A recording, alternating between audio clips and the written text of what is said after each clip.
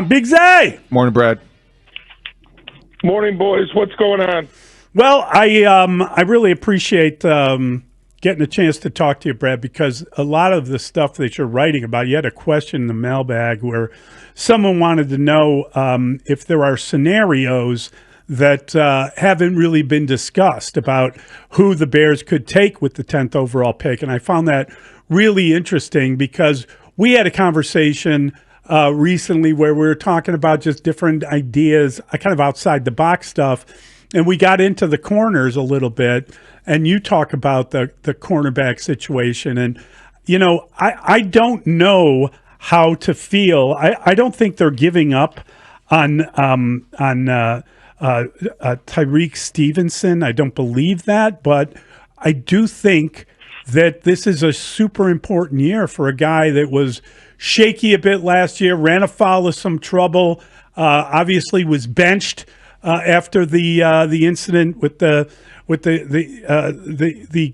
Hail Mary pass in Washington, and then did not take well to that and seemed to really be impacted by it. So, you know, hopefully new staff, new coaches that can get to him, they can get the best out of him. But Jalen Johnson is going to be apparently running around the field guarding the best receiver. Good idea.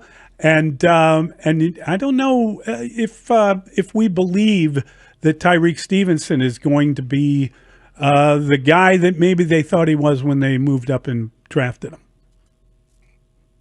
Yeah, it's an interesting situation because they've got some depth at the cornerback position, and if they sell the idea that they believe new secondary coach Al Harris can bring the very best out of a young and talented Tyreek Stevenson, you know what? I'd sit back and watch that. Like, I'd be open-minded about him being able to play with more consistency. The question I got in the mailbag was, is there a scenario for that 10th pick that maybe hasn't been publicly discussed or kicked around in the media or has gone under the radar a little bit? I would have a high level of confidence that inside the building, the Bears are there are no like under the radar possibilities, that everything is being evaluated, which is a process that's ongoing. But in my answer to the question, I said, well, you know, one possibility, and I'm not saying it's a likelihood, but here's something we haven't heard a lot about. What about a cornerback at 10? Because at 10, potentially you're taking the second cornerback in the class after Travis Hunter, who's a cornerback and a wide receiver. And if your grade on a cornerback that's available at that point, Will Johnson from Michigan could be a possibility, is considerably higher than what you've got on an edge rusher or a potential offensive lineman that might be able to, play tackle, and you're going to remain true to your grading system. Well, maybe you go with a corner there, and then, if you feel like you've got a really top flight corner coming out of the draft, well, I mean, you get that position really locked down then, and you've also got some depth. So, Brad, the players reported back to Hallis Hall on Monday for the beginning of the offseason program, and we heard from many of them a day later. What, if anything, held any significance to you based on what you heard from some of the Bears? Well, I mean, I'd listen to Jalen Johnson, folks. I would advise fans and other members of the media probably to listen to Jalen Johnson when he pointed out that he's been through the off-season hype, and he knows what that looks like, and that doesn't mean a thing in the regular season. We've talked on the program about the Bears hanging off-season championship banners inside the Walter Payton Center, right? They're running out of room in the rafters.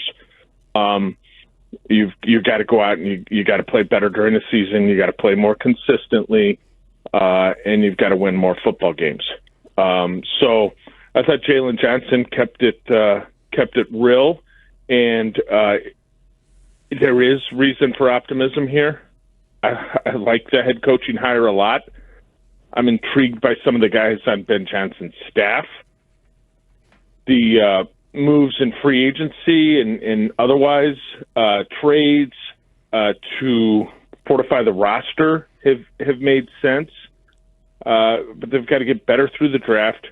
They've got to get some impact players through the draft. They've got to draft and develop their young players, and they've got to get a better and stronger roster as well.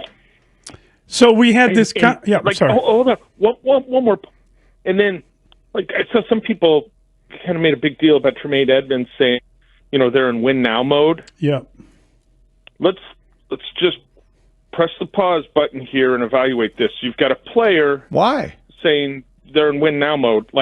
If a player says anything other than that, it's newsworthy. Well, then right? That's what Jalen Johnson is saying. He's saying, well, I'm not that excited. You shouldn't be that excited. We're just going to disappoint you anyway. But a player saying we're in win now mode, yeah, of course you're in win now mode. Tremaine Edmonds did not say just we're in win now mode. He said that Ben Johnson entered the room. You liked what you heard. He gets it, and he's the guy that we believe in. Well, of course they believe in him, and they believed in Eberflus until he wasn't the coach anymore. I want you to tell me. I want you to tell me the Bears are leading the league in offseason victories. I don't need the leaders of the Bears to tell me to tone things down because it's too much hype. I want them to believe that they're one season away from going to the playoffs, or they're one season. They're in win now mode. I want to hear that from the players. Did you buy into the Justin Fields is my quarterback when they were 3/4 of the way through the 2023 season, and it was abundantly clear to anyone without Kool-Aid glasses on that he wasn't going to be the quarterback of the Bears? I mean, did you want to hear that too? That's a different scenario. That was in season. We had evidence. When you're starting a new regime, I'm okay with over-the-top optimism from players who are in there and believing that they're capable of doing things that they may not have done before. I'm cool with him saying that, but it's like people look, they're in win now mode. Well, yeah, of course the player's going to say they're in win now mode. Let's see what they do in the draft. Let's see what things look like this summer, and will hopefully look a heck of a lot better, and they'll hopefully be a heck of a lot more competitive and won't fall into the kind of traps and ruts that just destroyed this past season. I had no problem with the Bears staying with Braxton Jones last year because he still had a couple of years left on his contract, and you didn't know what you had on your offensive line. They made some moves, and they came out and said the offensive line was going to be better than ever and all that. But the reality is that they've now brought in 3 new starters on the interior of that line, and they've got a right tackle they drafted and believe in, and the left tackle will not be able to start training camp. He's going to be added as the year goes on. And maybe they're shooting for the season opener with him. I don't know how quickly he will be up and running, but it does worry me both that he is injured right now and that his contract runs out at the end of the year. And I think it makes it more critical than ever to get a left tackle. Now, I want to ask you about who that would be if you believe that Will Campbell would be there at 10, if he's moving or if he's set there. And I want to get your take on Armand Membao, the kid from Mizzou. The right tackle. You're familiar with him. Played right tackle in college, but there are people that believe he might be able to play on the left side in the NFL. That seems like a real reach. I talked to a guy last week. Experiment that, though. Well, I got you, but it's going to be tough if you can't start the season with Braxton Jones. Yeah, I'm not. Let's not rule Braxton Jones out for the start of training camp yet. Let's just. Okay. That's a long ways off. I'd be open-minded. Obviously, he's not going to be full strength this spring, but with camp a long ways off, we'll see where that is. It's an interesting situation because if Will Campbell's not there, and some teams are evaluating Will Campbell as a guard, what are you going to do with Membu? Listen, there are teams that are looking at him more teams looking at him as a guard than as a left tackle. I'll tell you that much. Yeah. Because a lot of times these college programs, when they've got a guy that's played right tackle for them, they're telling you without telling you that the guy's not a left tackle in the NFL. Right. You know what I'm saying? Sure. That's why, Tevin Jenkins was a right tackle at Oklahoma State, and he was not cut out to play left tackle in the National Football League. So it's interesting because it's not like there was this super left tackle candidate that was available in free agency that they weren't able to get Ronnie Stanley re-signed with the Baltimore Ravens. I think they're aware of the issue there. Are there potentially some guys they could get in round 2 that would fit there? Josh Connerly of Oregon. I don't know how they feel about Josh Simmons out of Ohio State, who's coming off a knee injury. Kelvin Banks. You hear some up and down things about him. I don't think it's their plan.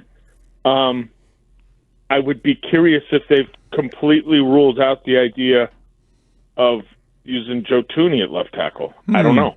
Yeah. I highly doubt that's plan A. Yeah, I hope that's not plan A. It might be plan B, but is it something that you can't discount?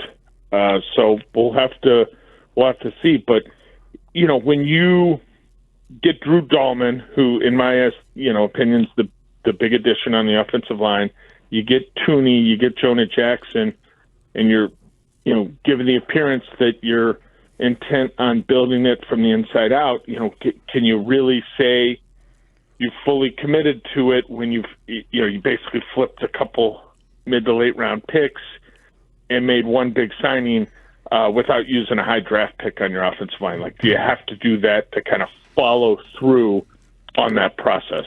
Good stuff, Brad. Thanks for the insight. Good Thank to you, talk buddy. to you. Great catching up. Have a great day, guys.